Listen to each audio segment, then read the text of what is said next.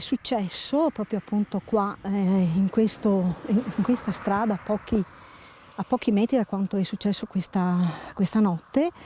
E Andrea si era messo in sicurezza sul ciglio della strada, è sopraggiunto un motociclista che credeva di conoscere la sua moto, ha compiuto un sorpasso dove non doveva farlo, non è riuscito a rientrare e ha colpito Andrea in modo definitivo.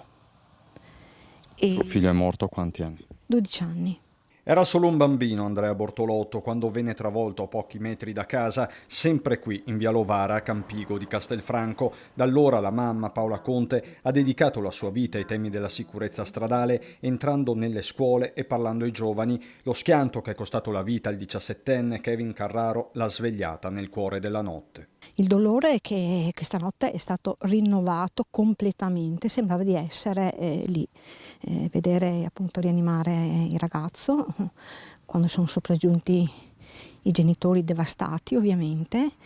E è stato un rivivere tutto, perché è un dolore che non passa mai, si trasforma ma non passa mai, si riaccende anche in questo periodo dove appunto abbiamo tutti questi casi.